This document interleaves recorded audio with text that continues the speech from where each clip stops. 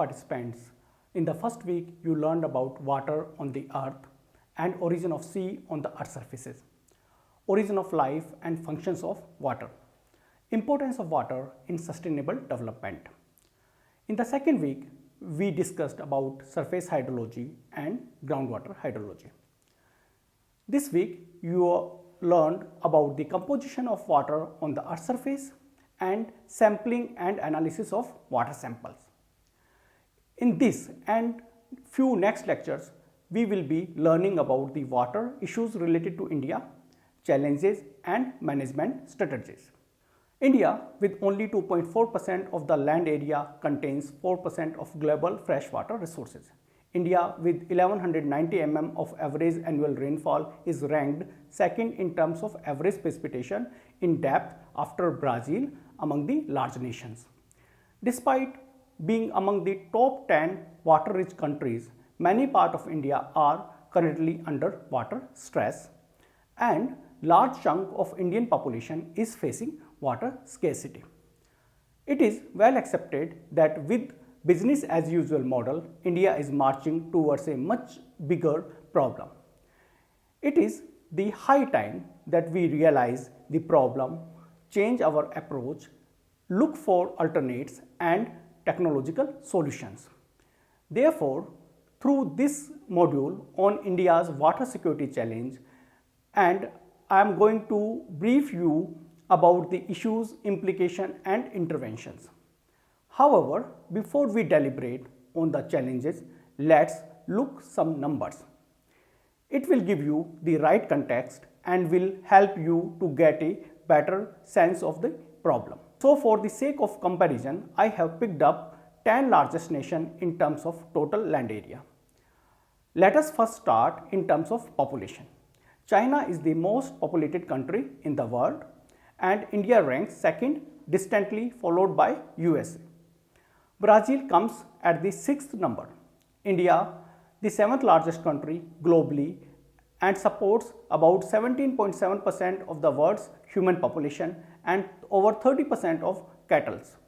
India requires a dependable and continuous supply of various resources, including water, for feeding its ever-growing ambitious population. Having too many people to feed is one problem. Let us see another dimension of it. If we look into the population density, India stands first among the 10 largest countries. It is distantly followed by China. Population density of USA, Brazil, Algeria, Argentina is much lower than India, and it is less than 10 people per square kilometer in case of Russia, Kazakhstan, Canada and Australia.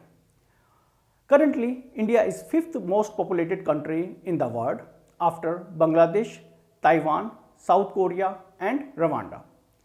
By 2050, India will have 551 people per square kilometer. India is the world's 5th largest economy after USA, China, Japan and Germany. However, once we go in terms of per capita GDP, India stands at number 122. Per capita earning of Indians are lowest among the countries such as US, Australia, Canada, Russia, China and Brazil.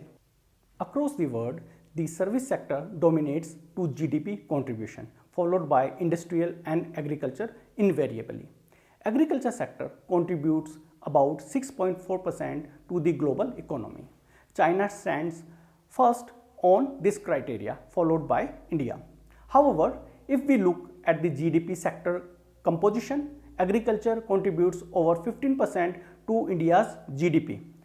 Except for Algeria and Argentina, the agriculture sector's contribution to GDP is less than 10% throughout the world among the large nations.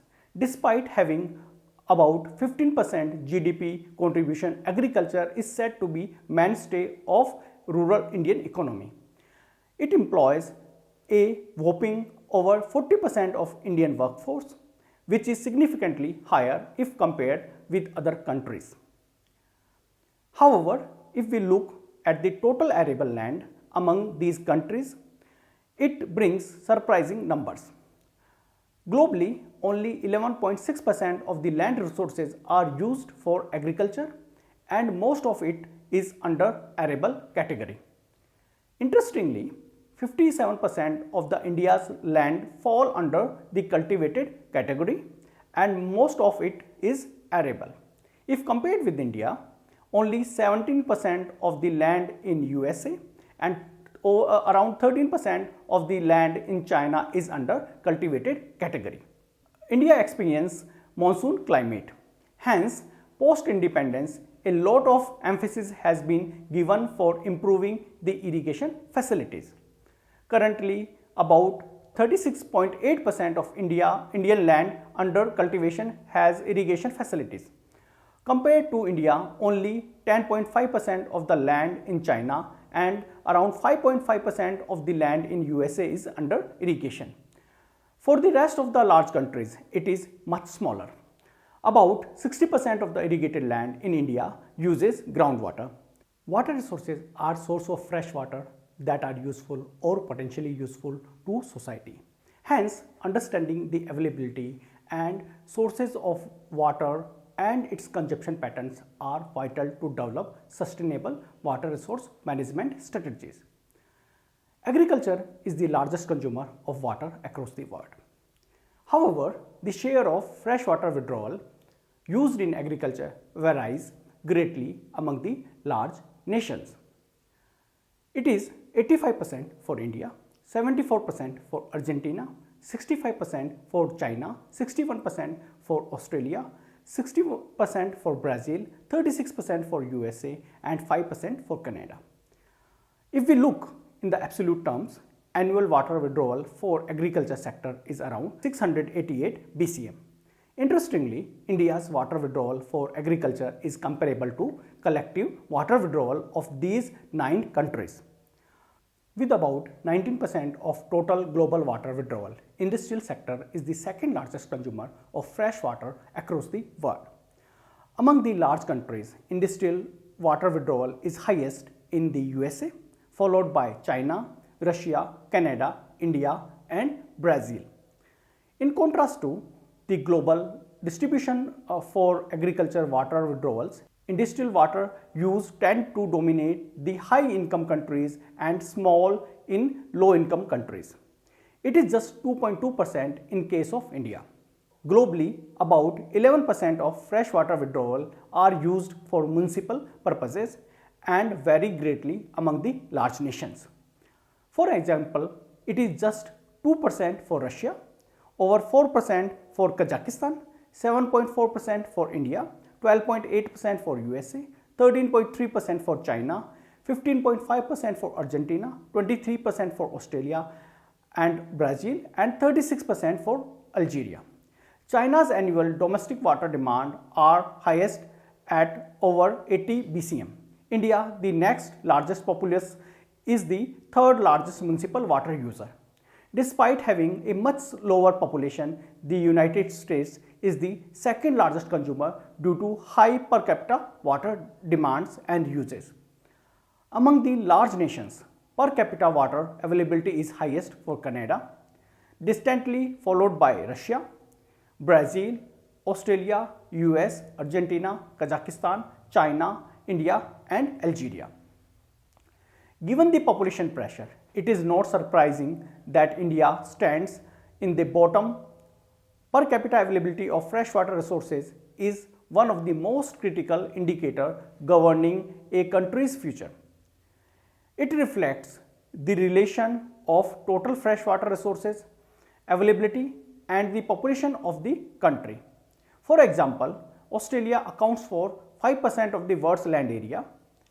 Australia is recognized as world's driest inhabited continent with access to just over 1% of the global freshwater resources. Despite it, most Australians have ready to access to water and one of the world's highest per capita use rates. The water footprint of an individual denotes to the sum of their direct and indirect freshwater uses. The direct water use relates to the water used for domestic requirement, while the indirect water use refers to the total volume of fresh water used to produce the goods and services consumed by an individual. The average annual global water footprint of an individual is around 1385 cubic meter, and it is about 1090 cubic meter for an Indian. Water quality issues further complicated. Currently, India ranks at 145 number in the Environmental Performance Indicator report, indicating severe water quality issues. Across the world, more than 800 million people live without access to safe drinking water, and 163 million, or over 19% of them, are from India.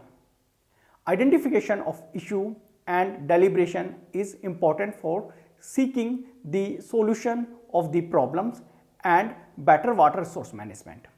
Hence, in subsequent part of this lecture, the major factors which strongly influence India's water security and offer challenges have been sketched briefly.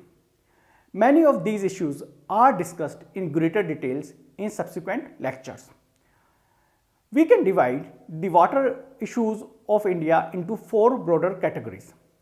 Foremost one is uncertainties associated with the supply. Water needs and growing demand come into the second category. Water quality and management of water resources include several other relevant aspects, and we are going to learn about these in part B of this particular lecture.